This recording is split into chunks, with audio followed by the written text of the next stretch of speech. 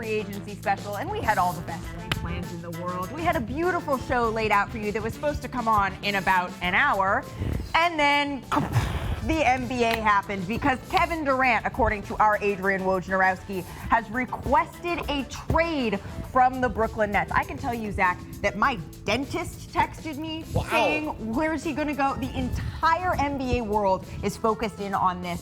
What was your first reaction? Joel Embiid was reduced to just LOL. Even he couldn't. My first reaction is, look, there had been rumblings about this before Kyrie opted in, and I said when Kyrie opted in, why is anyone assuming that this is over? Given everything that's happened with this team and Kyrie and KD, why would we assume the drama is over? And so here we are. My first reaction is, this is a 34-year-old who 6 months ago was the MVP favorite, considered maybe the best player in the NBA, 4 years left on his contract. The Nets are going to get maybe the greatest trade return in the history of the NBA. Yeah. And I think they're going to aim even higher maybe than people think. People are going to talk about picks and swaps. I think they're going to aim even higher than that. As they should. Our Adrian Wojnarowski will be joining us to break down this news in just a couple of moments, so please stay tuned for that. But, Zach, it was not that long ago that we were looking at the Nets and saying, okay, they seem a little bit top-heavy with Kyrie Irving, Kevin Durant, Seth Curry under contract, but really lacking in other spaces. So when you are looking at this, and we will have our Bobby Marks here to break down some of these trade scenarios shortly, what are you looking at as potential landing spots for Kevin Durant if they go ahead with this? Well, Woj has mentioned that Phoenix and Miami are on his list of preferred destinations. Those two teams don't have like the killer player that I would be looking for if I were Brooklyn. You could argue DeAndre Ayton, but the sign and trade gets very complicated. We have 4 hours to talk about sign and trades and how complicated they are. If I'm the Nets, what I'm doing is, this is Kevin freaking Durant. I am going through the list of the best under 22 players in the NBA and saying, start there. That's the list. So we can talk about teams later, but name a guy like that. That's the starting point for your package. Give me picks, swaps, other players with that. But that's where I'm aiming. Names that you think would be untouchable are now touchable when you are trading Kevin Durant. Absolutely. When we are looking at this, and once again, we're coming on the air early because Kevin Durant has requested a trade from the Brooklyn Nets. Obviously, this is something where the Nets, they don't have to honor any of this. Kevin Durant is, let's remind people, when last season, let's go back, James Harden, Kyrie Irving, Kevin Durant. Remember that whole thing? Oh my gosh, that feels like forever ago. Scary hours, baby. I forgot about scary hours. These are also scary hours for an entirely different reason. When we went back to that, Kevin Durant was the only one of the three that ended up signing that contract extension with Brooklyn. Can you just remind our viewers where that stands? He's still the only one that has signed a contract extension with Brooklyn. Remember, Sean Marks said after KD signed, they went into training camp and he said, I expect to have Kyrie and James Harden, quote, signed, sealed, and delivered by the start of the season. Well, James Harden delivered himself to the Sixers, and Kyrie Irving just opted in after a whole big lot of melodrama. But Kevin Durant has 4 years left on his contract. Ironclad, no options, all that. This never happens that a player of this caliber asks for a trade with that many years left. And on the surface, Malika, what that means is Brooklyn would appear to have some leverage. We don't have to trade you to Miami or Phoenix if we don't like what they're giving us. We have time. We have that kind of leverage. But here's the reality. This is Kevin Durant. Yep. Teams do not go to war with players of Kevin Durant's stature. Teams work with them, and Woj has reported the Nets are working with Kevin Durant's people to find the best compromise solution. And I think, honestly, his trade value is so immense that they're not going to have to go to war with Kevin Durant about destinations, that they're going to have plenty of offers that are so big and so rich that they're going to have their pick and they're going to work with Kevin. They're not going to send Kevin to a place he absolutely refuses to go because that team's not going to want to trade for an unhappy Kevin Durant. So as much leverage as they would appear to have, and they have some, this is better than him being on an expiring contract. Kevin Durant's going to be part of this process. Well, and that's what our Bobby Marks was speaking about last week on NBA Today. Just how unprecedented this is to have a player of his caliber with that many years left on his contract. It literally doesn't happen. And so Miami is something that our Adrian Wojnarowski has reported that could be a place that you potentially circle down in South Beach. Phoenix, another place that our Adrian Wojnarowski is reporting that you could potentially circle, with Kevin Durant going back to the West, Zach. With Phoenix, yeah, I mean, you could circle the whole league. I mean, with the exception of 3 or 4 teams. Potentially exceptions would be what? Golden State, Oklahoma City, you would think. Well, Golden State has, ironically, the absolutely ideal package to get Kevin Durant. All the young players that didn't play much in the playoffs, plus Andrew Wiggins, plus a bundle. They have everything. I don't see that one potentially in the cards. Let's take Miami, for example. Yep. Miami just drafted Nikola Jovic, who's a highly, touted player in the first round. I had to listen to you say that slowly. Nikola Jovic. Jovic, My wife not will Jokic. be very mad at me if I don't get Nikola right. They can trade 3 future first-round picks if they amend the terms of a pick they already owe the Thunder. They can trade swaps in between those years. So you're talking about 3 picks, 3 swaps, Nikola Jovic, and then you're like, okay, what players do we want? Tyler Hero has to be in the deal.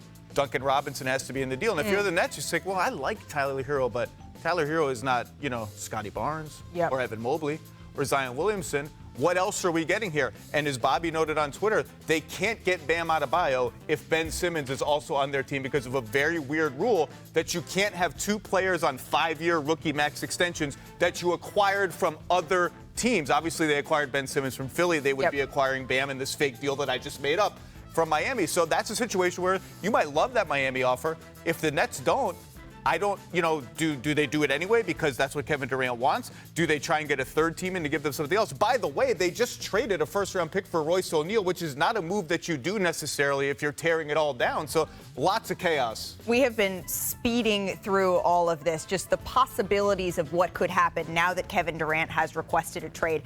I do just want to circle back to the Nets do not have to do this. However, there doesn't seem to be any reason why, for someone of his caliber, that this isn't something that we're going to see play out.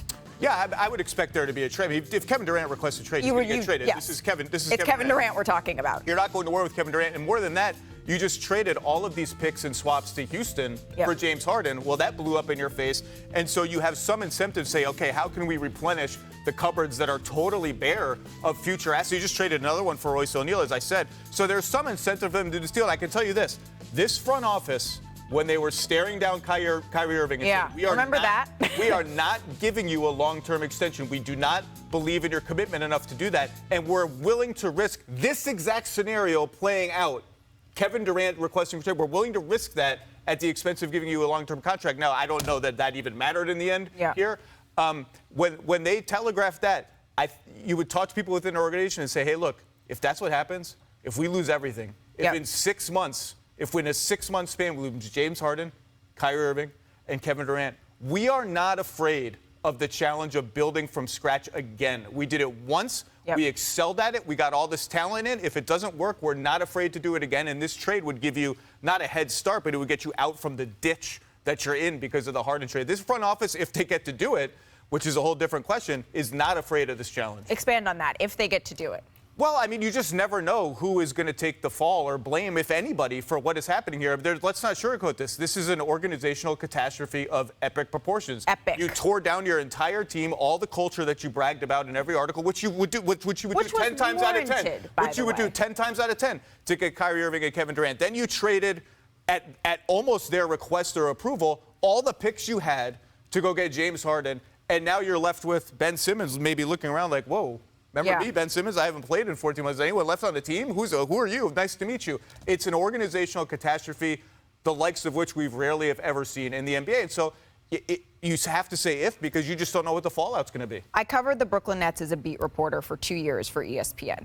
And I remember sitting in Madison Square Garden the moment that James Harden was traded to Brooklyn. And I remember seeing the list of players that were shipped out. We're talking about Jared Allen. We're talking about Karis LeVert, those culture builders that Zach was talking about.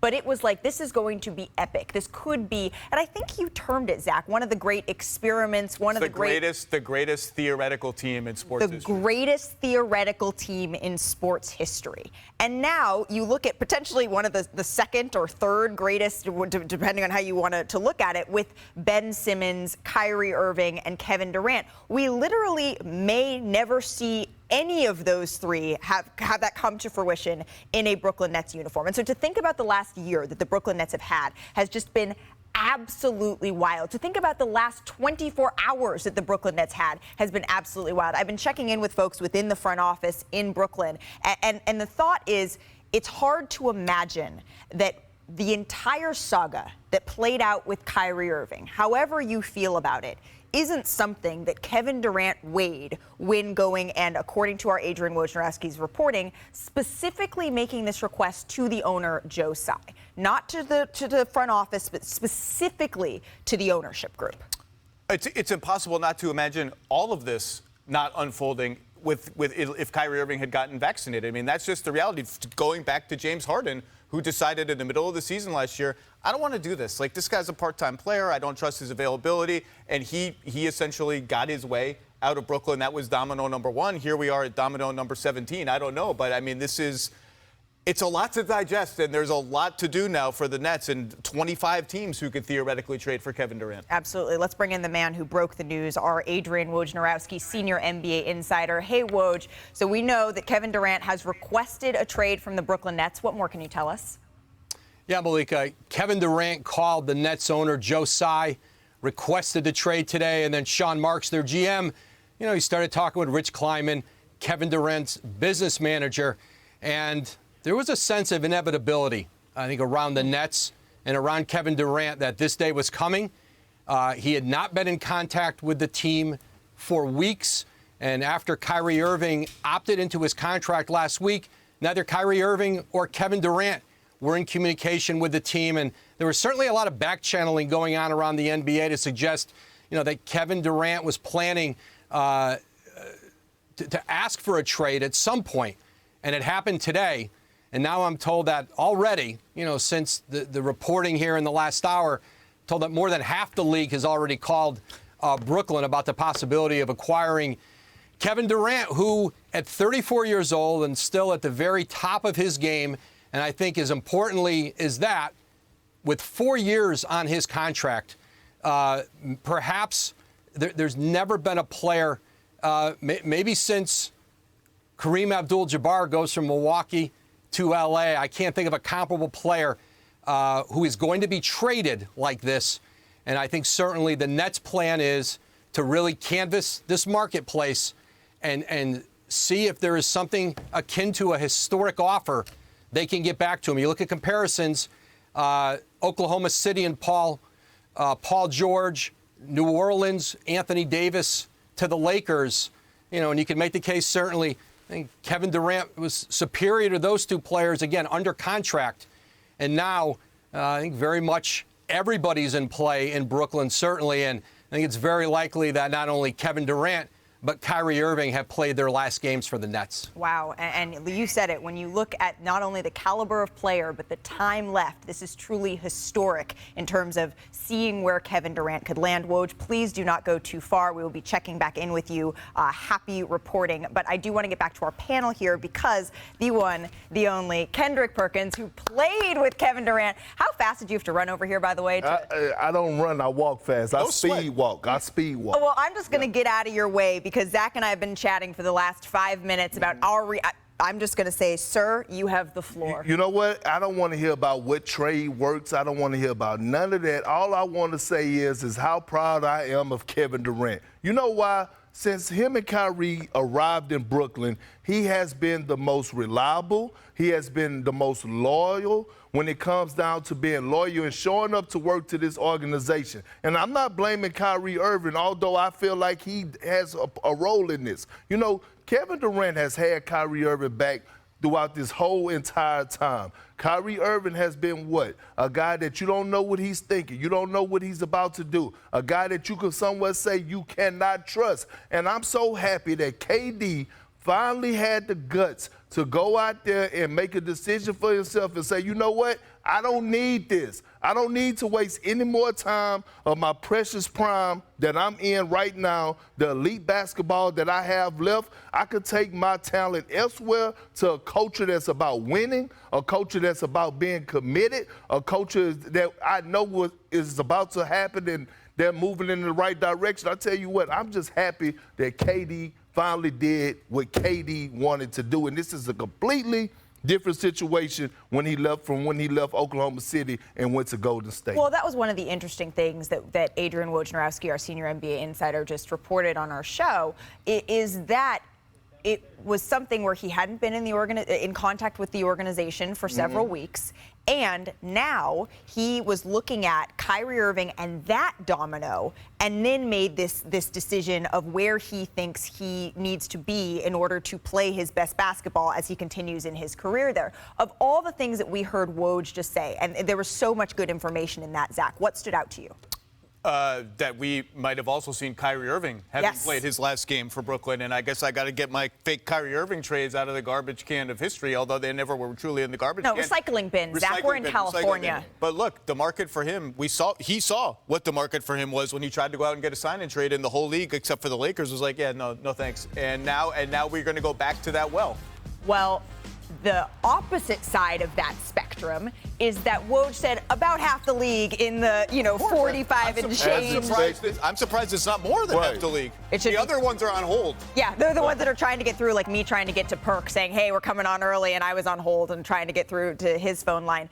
When you're looking at potential destinations, I know, Kendrick, you said that your first reaction was just pride in that he even asked for this trade. But when you're looking at those destinations, Woj has reported Phoenix is a possible place, Miami is a possible place. What do you see in the cards here? You know what? Either one of those situations. But I would love for him to go to Phoenix. I think that makes the most sense, right? You look at the Phoenix Suns and the DeAndre Ayton situation. We know that that's pretty much a broken relationship.